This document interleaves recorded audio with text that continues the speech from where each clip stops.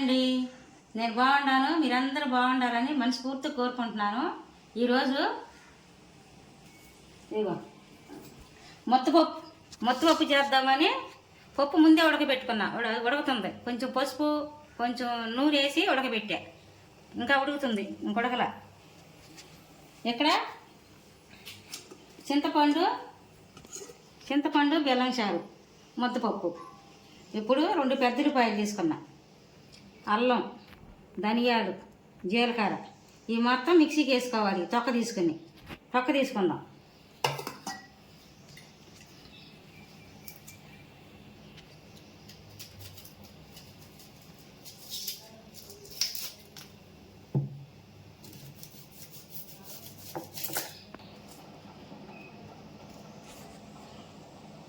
అల్లం తొక్క తీసుకుంటాం.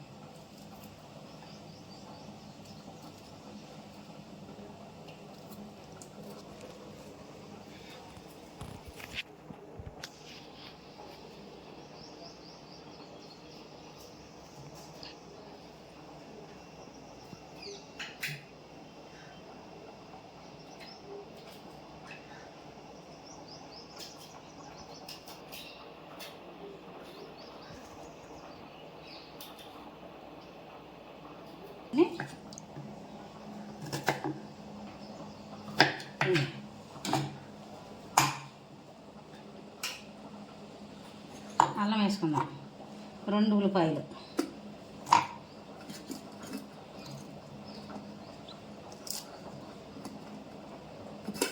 ధనియాలు, జీలకర్ర.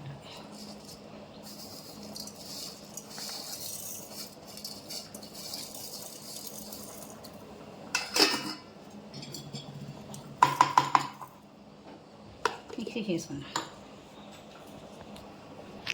వేసుకున్నాను. ఇక చింతపండు కొంచెం కడుక్కుని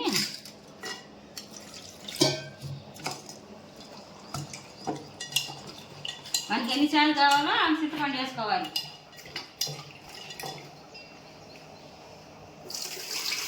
ఇంట్లో జనాన్ని బట్టి.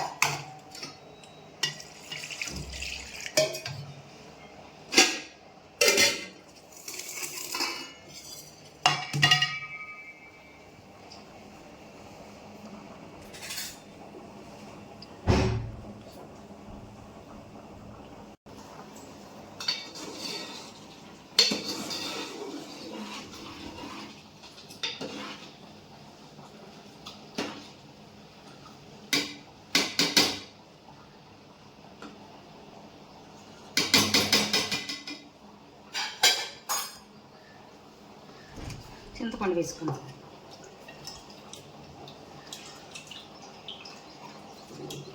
చారు చిన్నపిల్లలప్పుడు ఎక్కువగా కాసేది. మా నాన్నమ్మ, మా అమ్మ ఫంక్షన్ లేని పెళ్ళిళ్ళు జరుగుతున్నా, సీమంతాలు జరుగుతున్నా, సవర్త మంచి ఏ ఫంక్షన్ జరిగినా మాకు ముఖ్యంగా మాకెళ్ళి ఈ చింతపండు చారు, బెల్లం చారు, ముద్దపప్పు కంపల్సరీ చేసేవారు. తింటుంటే పోసుకుని ఎంత కమ్మగా ఉండేయో, కడికి నిండా తినేవాళ్ళం.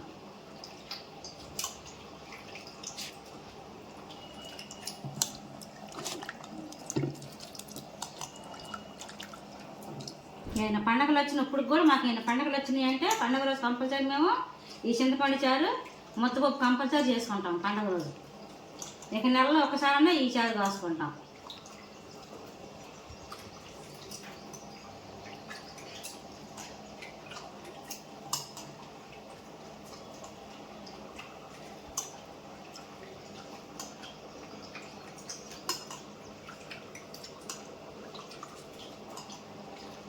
నెలకు 4-5 సార్లు కాసినా అసలు కమ్మగా ఉంటాయి, టేస్ట్గా ఉంటాయో. అప్పుడప్పుడు కాసి పెట్టిన పిల్లలకి ఎంత ఇష్టంగా తింటారు. ఉండారా ఒకసారి అన్న.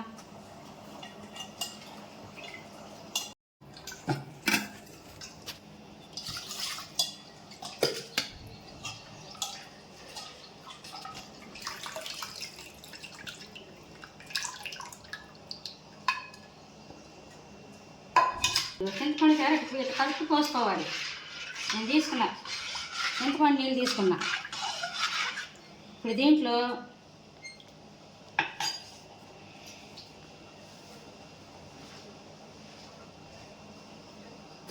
పసుపు వేసుకుందాం.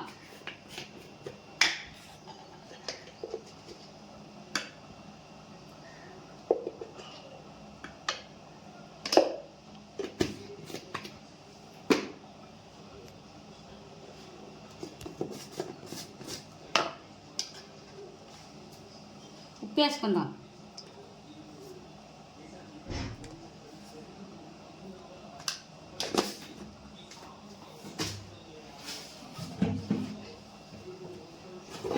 ఉప్పు పసుపు వేసుకున్నాక ఇప్పుడు కారం వేసుకుందాం.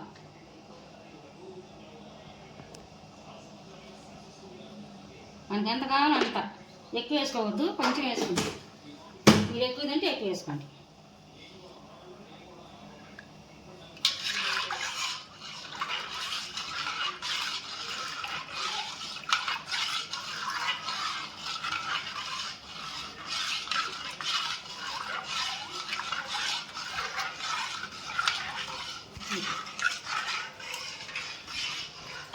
ఉప్పు చూసుకుందాం. పుల్లగా ఉంటే ఇంకా నీళ్ళు పోసుకుందాం.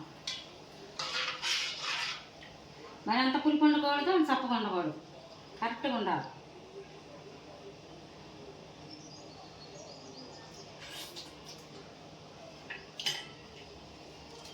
పుల్లగా ఉండి కొంచెం నీళ్ళు పోసుకుందాం.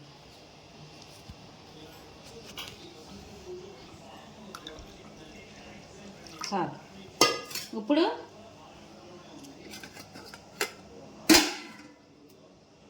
ఇదిగో తీసుకుందాం. నీ కడుక్కుని వేసుకున్నాం.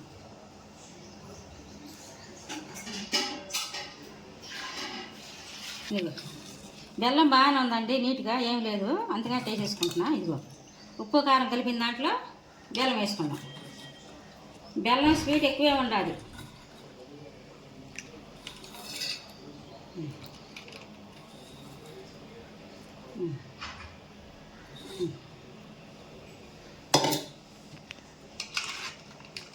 ఇట్లా కలిపి పక్కన పెట్టుకున్నాక ఇప్పుడు తాలింపు పెట్టుకుందాం.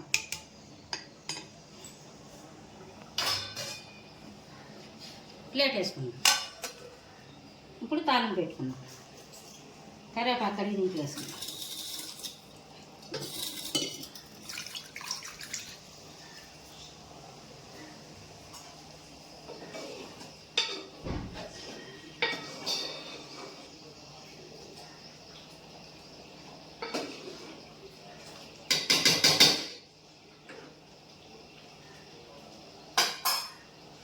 స్టవ్ ఆన్ చేసుకున్నాం.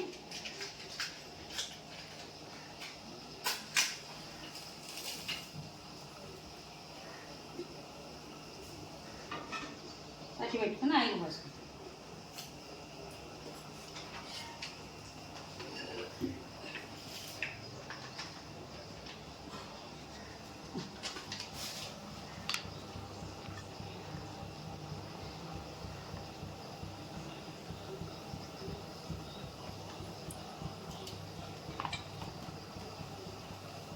తాలింపు పెట్టినాక తిప్పుతా, పప్పు కొద్ది పెట్టి. ఇప్పుడు తాలింపు గింజలు వేసుకుందాం.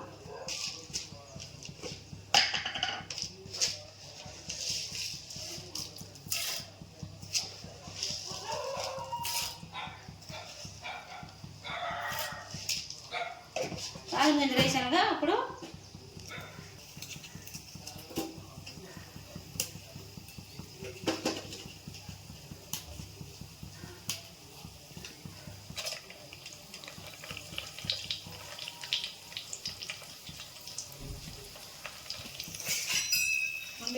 కరిగిందండి.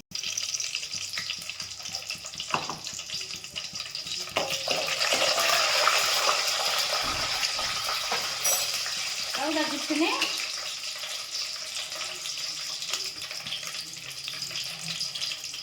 మన నూనె మసాలా ఇది చేసుకున్నాం.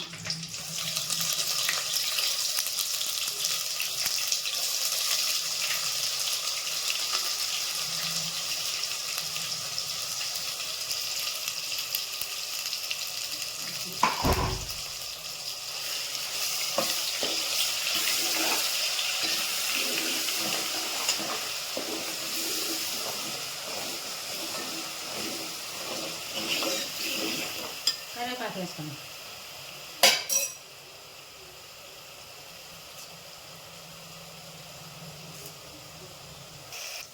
ఇట్లా బాగా ఏగాలండి, బాగా వేపుకోవాలి. ఇది వేపుతుంటేనే చూడు కమ్మని వాసన వస్తుంది, మంచి వాసన.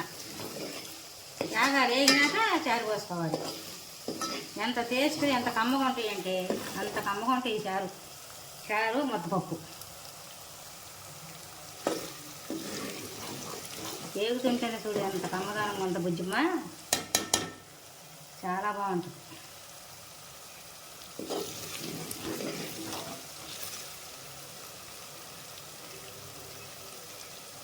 వేగాలి.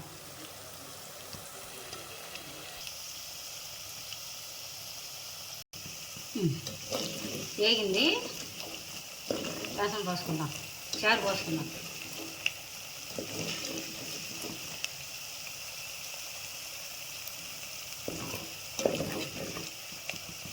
చారు పోతా.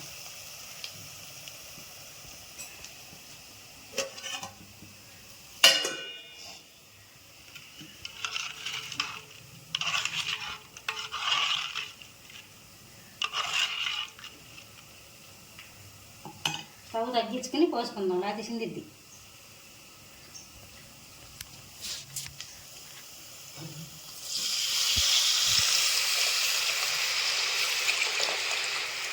మరీ మాడితే బాగోదు, అటు నూనె తేలిందా వేపుకోవాలి మసాలా. ఇక అడిగిన బెల్లం వేసుకుందాం.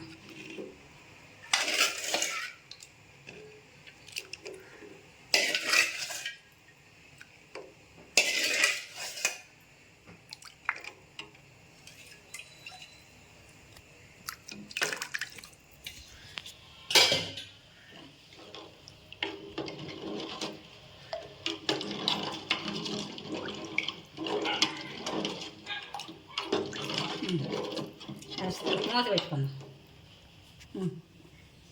5 నిమిషాలు తెరలేద్దాం, తెరలాలి.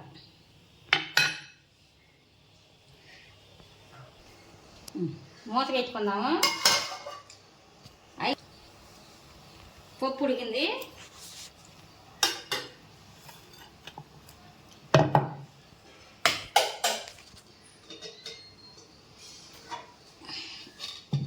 ఇప్పుడు పప్పు కాలు పెట్టుకుందాం. పప్పు తీసుకో. పసుపును నూనె ఉడికించుకున్నాక ఇప్పుడు ఉప్పు వేసుకుందాం కదా.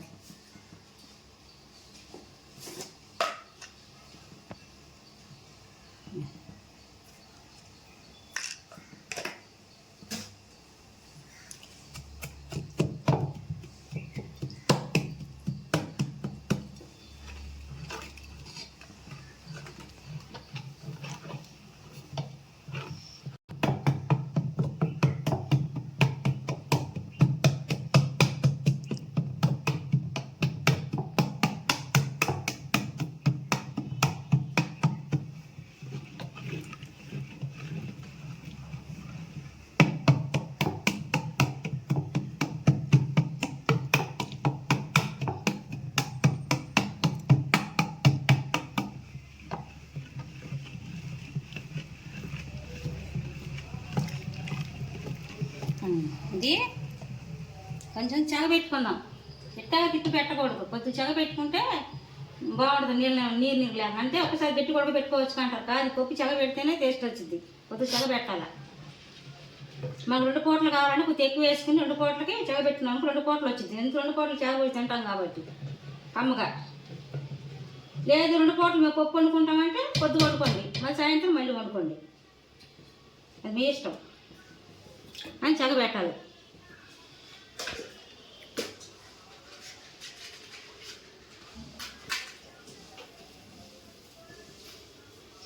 చిన్న చిన్న పిల్లలు ఉంటారు కదా పసిపెట్టులో, వాళ్ళకి కూడా ఈ పప్పు వేసి కొద్దిగా అన్నంలో వామేసి వండి ముద్దపప్పు వేసి పెడితే మంచిది. నెయ్యేసి వామన్నం పసిపెట్లకి అన్నం వండేటప్పుడు వామ వేసుకోవాలి సపరేట్గా ఇంత వండి. దాంట్లో ఈ పప్పు వేసి కొద్దిగా నెయ్యేసి, నెయ్యి కూడా ఎక్కువ పెట్టకూడదు పసిపెట్లో, పేరు మునుకొచ్చింది. నెయ్యి వేసి నెయ్యి పైన ఇది వేసి పెడితే పిల్లలు ఇష్టంగా తింటారు. బుట్ట పిల్లలు, పాలు తగ్గే పిల్లలు. నెయ్యి అరచకుండా అప్పుడే పెట్టకూడదు పిల్లలకి. కొంగు తీసి చూస్తూ ఉండాలి.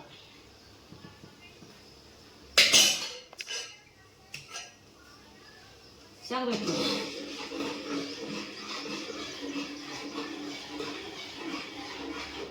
చెగబెట్టకుండా ఇట్లా వదిలేసారనుకో, ఒక మిగిలిన సాయంత్రానికి సద్దాసం వచ్చేసింది. ఉప్పుపప్పు కదా, అంత మంచి అనిపించదు. సాయంత్రం కూడా తినాలనుకుంటే ఇక చెగబెట్టుకోవాలి.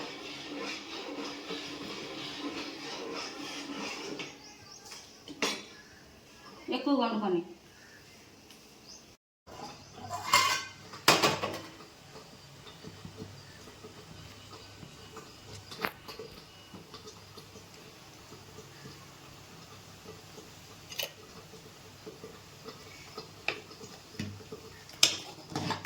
ఇంకా కాసేపు తెల్లాలి.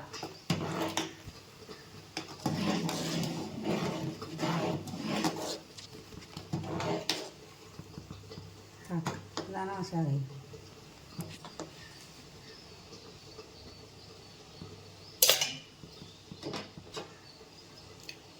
రేటు పొంగిపోతాయండి. గట్టి పెట్టుకోండి. ఇటు పెట్టుకుని పొంగిపోకుండా చూసుకుంటూ ఉండండి.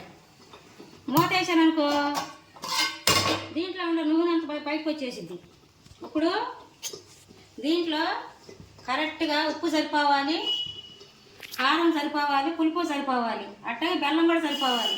నేను స్వీట్ ఎక్కువ తినమని బెల్లం తక్కువ వేస్తున్నారు అనుకో, దీని టేస్ట్ తెలియదు. దీనికి బెల్లం ఉండాలి, సరిపోవాలి బెల్లం. అన్నీ కరెక్ట్గా సరిపోతే దీని రుచి తెలిసింది. వెయ్యి తక్కువైనా మీకు తెలియదు, ఏం బాగుంది అనుకుంటారు. అందుకని ఇప్పుడు ఉప్పు కారం బెల్లం సరిపోయిందిలే చూసుకుందాం.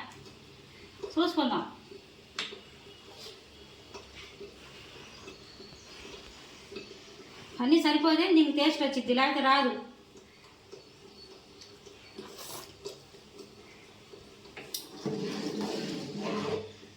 అన్నీ సరిపోయి కొంచెం ఉప్పు తగ్గింది వేసుకుందాం.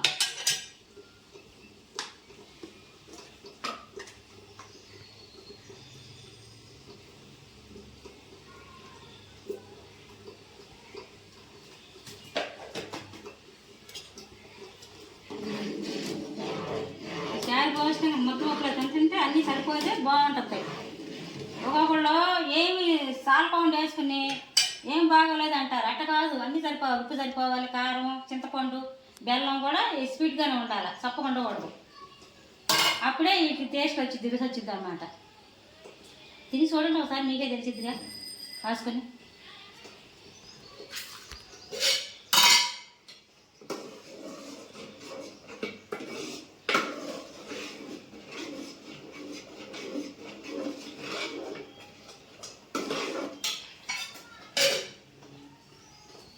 పెట్టుకున్నారనుకో, సాయంత్రం దామంటే రేపటికి కూడా బాగుండిద్ది. మిగిలిన రేపటికి కూడా సద్వాసన రాజు, అంత కమ్మగా ఉండిద్ది. స్టవ్ బంద్ చేసుకుందాం. చారు కూడా అయిపోయినట్టుంది, చూద్దాం. చారు కూడా కానీ స్టవ్ బంద్ చేసుకుందాం. కాగిపోయి చారు కాగితే ఇట్ట కలర్ మారిద్ది. ఇట్ట వాసనగా కమ్మన వాసన వస్తుంది. ఎంత వాసన అంటే అంత కమ్మన వాసన. కమ్మగా టేస్ట్గా ఉండే చారు మిచ్చేసుకోకుండా కాసుకోండి. చూద్దాం, అన్నంలో పోసి తిని చూద్దాం. ఇక అయిపోయింది, స్టవ్ బంద్ చేసుకుందాం.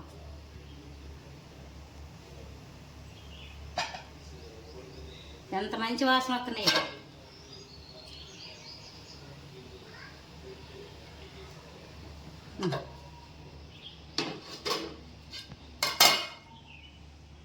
ఉప్పు కూడా అయిపోయింది, మూత పెట్టుకుందాం.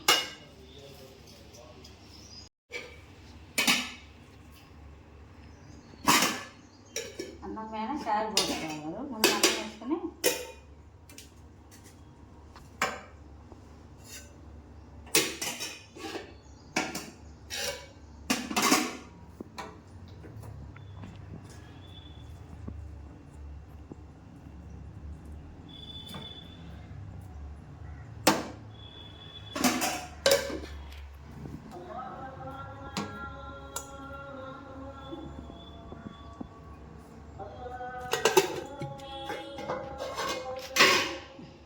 చారు పోసుకుందాం.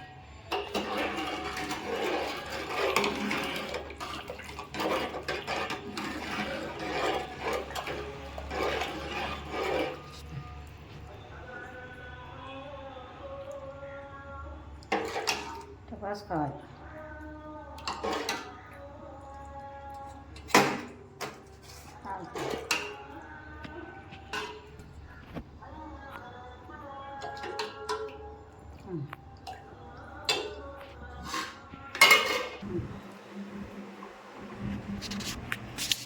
ఇట్ట చారు పోసుకొని ముద్దపప్పు వేసుకుని మీ ఇష్టం. ముద్దపప్పు ఎక్కువ కావాలంటే ఎక్కువ కూడా వేసుకోవచ్చు. తీసుకుందాం.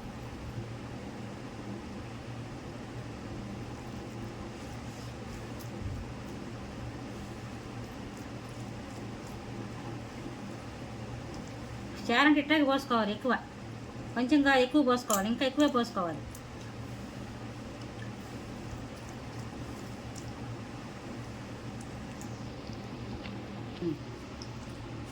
ముద్దపప్పు బెల్లం చారు ఇట్ట కలుపుకోవాలి. ముద్దపప్పుకి బెల్లం చారుకి ఈ మాత్రం ఇట్ట కలుపుకోవాలి. ఇట్ట కలుపుకొని తింటుంటే ఉంటుంది, కమ్మగా వండుద్ది. ఫంక్షన్లో అప్పుడు మా తల్లి ఫంక్షన్లో కానీ మా ఇంట్లో పండగలు వచ్చినా ఈయన పూజలు ఉండాలి, మాకు కంపల్సరీ ఈ ముద్దపప్పు ఈ బెల్లం చారు ఉండాల్సిందే. తిని చూద్దాం.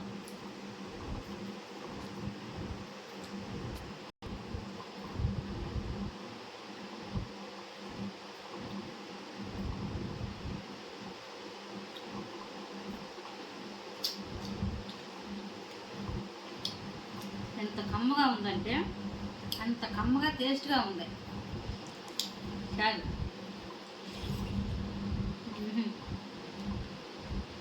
చాలా తిరుగుతుండ మళ్ళీ మళ్ళీ కాసుకుంటా. తిరిగిన వాళ్ళు తెలిసిన వాళ్ళకి అవసరం లేదు, తిరిగిన వాళ్ళు ఉంటారుగా.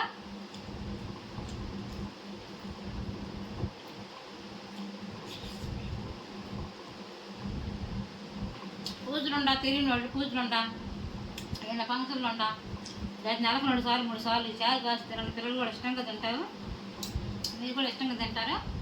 ఫంక్షన్లో కూడా ఈ చారు ముద్దపప్పు వేస్తే వచ్చిన చుట్టాలు కూడా ఇష్టంగా కలిపినట్టు తింటారు. ఎంత కమ్మగా ఉండే చారు అని.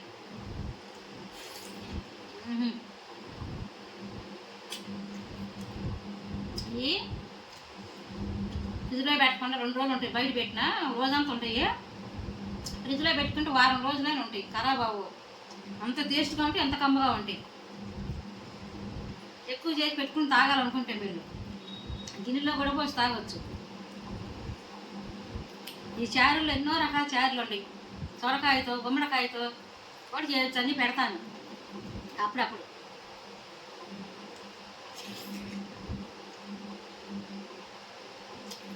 ఇది అంత కమ్మగా ఉందో తినేపుంది, ఇంకా ఇష్టంగా తినాలనిపిస్తుంది. ఎంత టేస్ట్గా అంత కమ్మదానంగా ఉంది. ఈసారి ముద్దపప్పు ఉండాల్సిందే. ముద్దపప్పు వాళ్ళు లేకుండా కూడా తినొచ్చు, కానీ ఈ రెండుకి ఇట్టగా బాగుంటుంది. కమ్మగా ఉంది. బిడ్డలు కూడా ఇష్టంగా తింటారు, పసిబిడ్డలు చేసి పెట్టిన.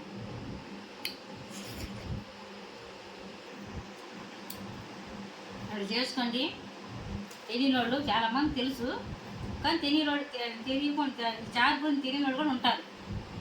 వాళ్ళ కోసం నేర్చుకుని మీరు కూడా చేసుకుని కమ్మగా తినండి. ఈ రోజుకి వీడియో ఇంతే. ఇట్లా పోసుకొని చూడండి.